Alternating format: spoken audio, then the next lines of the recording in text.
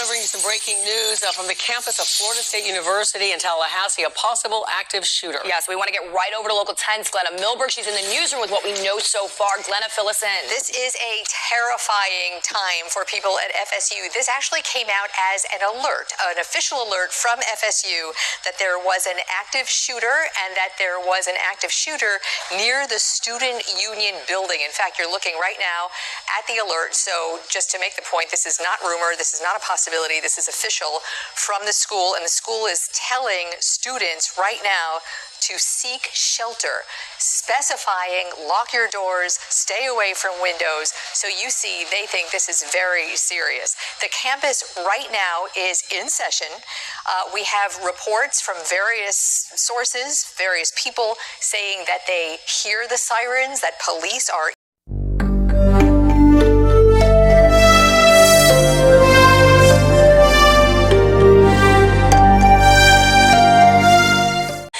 we have her now. She is staying on top of a news conference that's going to be happening soon, and it looks like you have a student with you. Tell us who you're with and what he's going to tell us. Yes, Jade, this is Luke Holgate. I met him over at the Student Reunification Center.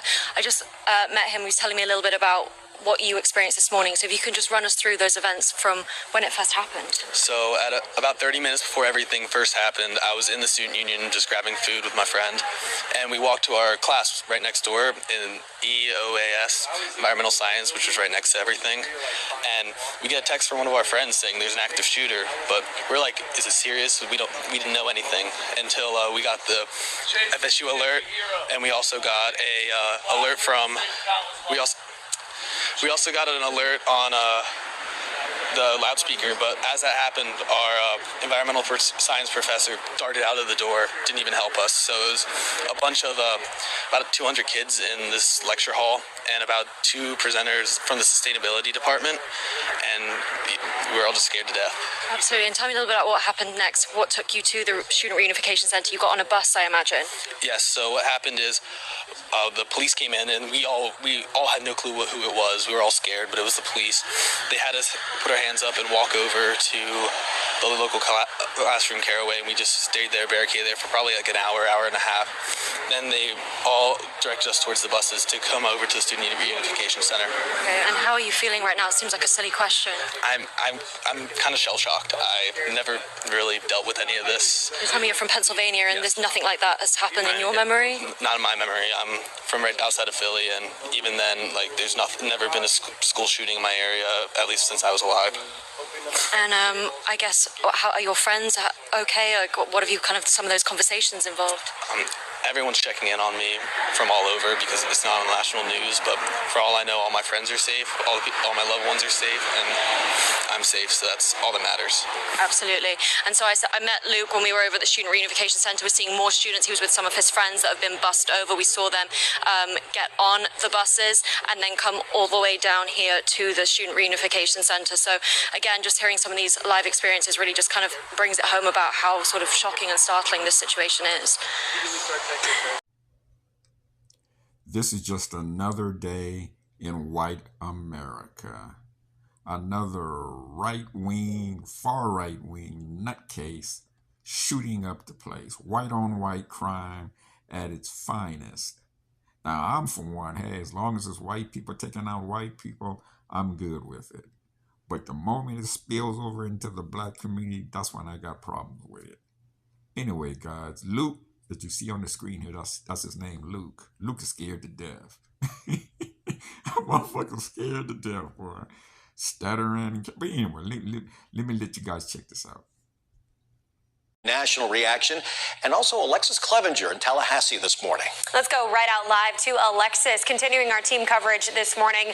Alexis, you have been on campus since late last night, and survivors tell you this is a day that they will never forget.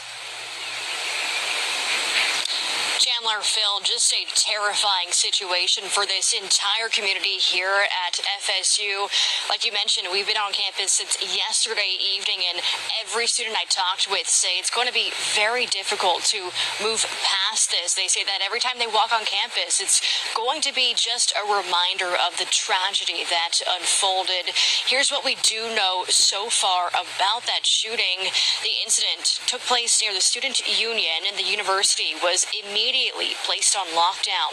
Law enforcement says 2 people have died, neither of them being students, and there were 6 others that were hurt. Authorities say the mass shooting was carried out by a relative of the law enforcement community and believed to be a FSU student. The suspect, authorities identified as 20-year-old Phoenix Eichner, is the son of a sheriff's deputy who has been with the office for more than 18 years.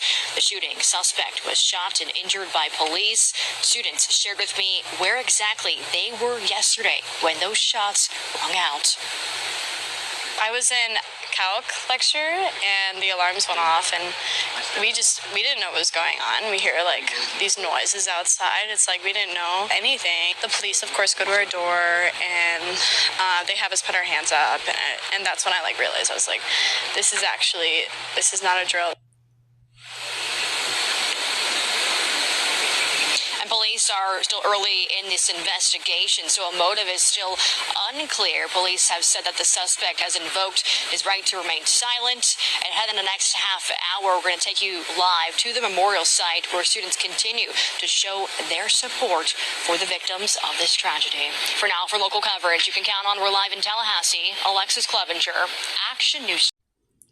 So guys, even when these Peckerwoods are out on college campuses shooting up the joint, white on white crime, just another day for white America, Anton Shoeshine Boy Daniel finds a way to input the black community into all this mess. When you see these situations, I've reviewed enough of them on this Millionaire Morning Show, whether it's been at churches, whether it's been at schools, whether it's been at major universities. A lot of times you see these people trying to have a death by suicide. They are not trying to necessarily take themselves out for whatever reason, which we're still looking for a motive. They do these mass shootings, which is weird to me because they never call it a mass shooting whenever they do a drive-by inside of a neighborhood or whenever they start shooting up the black communities. It's not a mass shooting. It's just business as usual.